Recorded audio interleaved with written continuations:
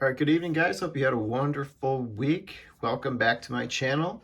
Just had a quick mail day to show you guys. For this weekend, I'm actually going to do a poll to kind of see what video you wanted to see. I think it's about time to do another set presentation that I've collected over the years.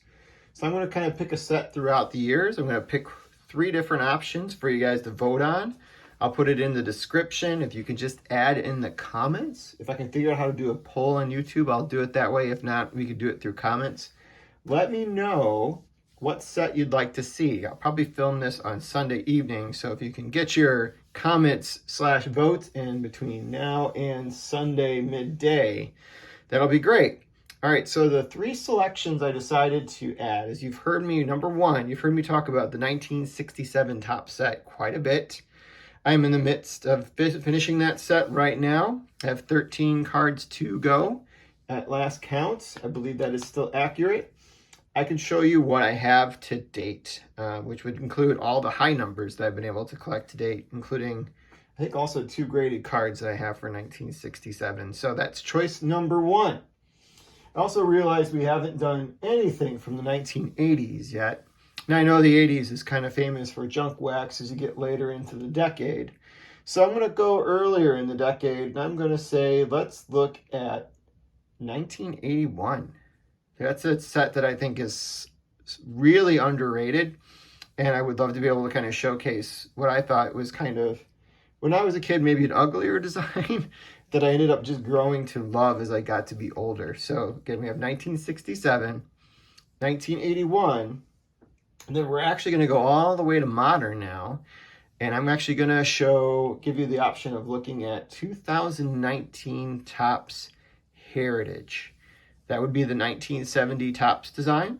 And I can show you the 1970 set, the Heritage set, which would be 2019. That includes rookies of Eloy, Tatis, Alonso, Guerrero, so one that's still pretty collectible up to this point, including second-year cards of like Soto and Acuna.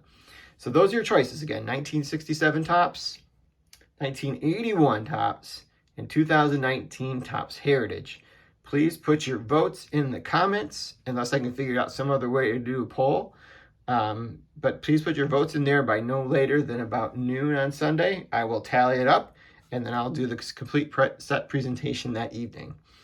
All right, guys, so the only card I picked up this week is actually the first time I've ever bought a Topps Tiffany card, and it's Steve Carlton. So why would you ask, why would I actually do a Steve Carlton card, especially in a White Sox uniform from '87? Well, I picked this one for a couple different reasons.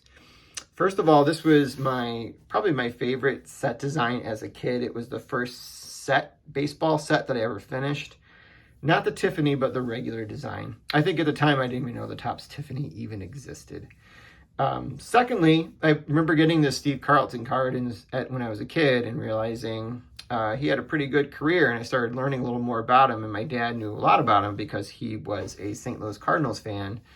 And even to this day, he's still a little bit bitter with the St. Louis Cardinals organization for trading him to the Philadelphia Phillies for Rick Wise, which at the time seemed like maybe not the worst deal in the world, but it turned out to be like a terrible deal shortly thereafter. Because I think that very first season in Philadelphia, if I'm not mistaken, I think he went on like 27 games on a team that like barely won like 56 games. Something really historic. But, Steve Carlton was, before Nolan Ryan got to 5,000 strikeouts, Carlton had some of these first, but granted, they were kind of in tandem, kind of at the same time, passing each other in the record books. By the time he got to the White Sox, this was the tail end of his career.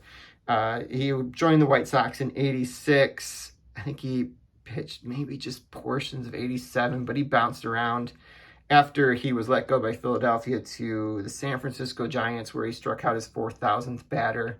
He went to the Cleveland Indians, White Sox, and ended the career with the Minnesota Twins. And he actually pitched a little bit into the 1988 season and got rocked in a couple starts, and eventually was released and retired. So a lot of players played until the very last days when I was a kid, because they were trying to get as much money as they could because they didn't have these super lucrative contracts. So we saw a lot of these players kind of pass through Chicago at this time because the White Sox have a reputation of getting a lot of players after their prime, and they kind of just dwindle into their careers a bit in the last few seasons while they're in a White Sox uniform. Steve Carlton obviously being one of them, Tom Seaver being another.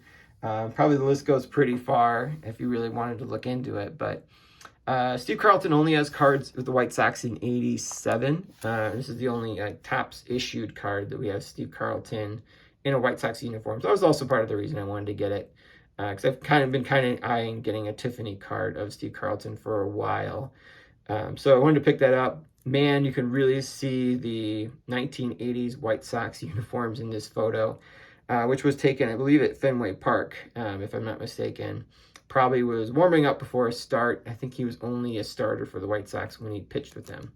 So part of the reason I also wanted to do Steve Carlton tonight is when I was starting to buy a lot of complete sets back in I'm going to move this for a minute, back in the early 2000s, and I bought the 86 Topps complete set from this guy and also the 1984 Topps complete set.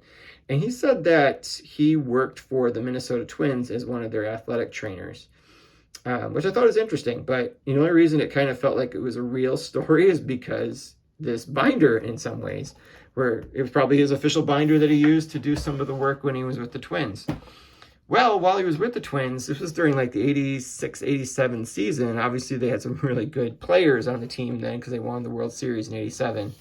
He was able to get autographs of some of the Minnesota Twins that were on the team, including even some of the visiting players that came in. And this was unexpected to me when I purchased here. So I was really super excited when I was able to get this and I saw that there were some autographs in there.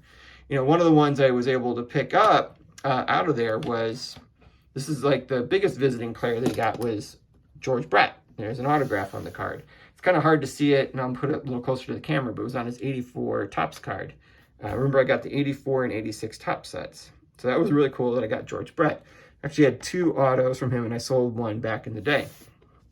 But he had every single Steve Carlton card signed from the 84 and actually 86 Topps sets. And that's going to be 5 cards in total. So I'm going to show you those starting with card number 1, which is the first card of the set. And it's like the record breaker card or highlight card. I can't remember what he did. I think it may have been that he became the all-time strikeout king, which is kind of funny because we don't know him for that now, but he was at that time. So that's 1. We had the All-Star card, was another. Nice little signature on there. I know it's kind of hard a little bit to see in the light, and I apologize for that, guys. We had the regular 1984 Topps card, which I think is the best looking one of the group. I'll put that one in the holder, put it over by my boy Eloy. And we had the 1986 Topps last card with the Phillies.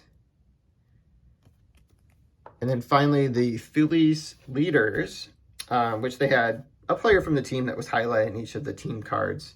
And this one was Steve Carlton. I think this is my second favorite autograph just because of the design of the card. And this is the only way you see his name on there. It was 1986. So I just wanted to show those real quick. Like I said, a quick video. Again, take a vote. Are we doing 1967 Topps presentation? We're doing 1981. Or are we doing the 2019 Topps Heritage set? Have a great night, guys. Bye.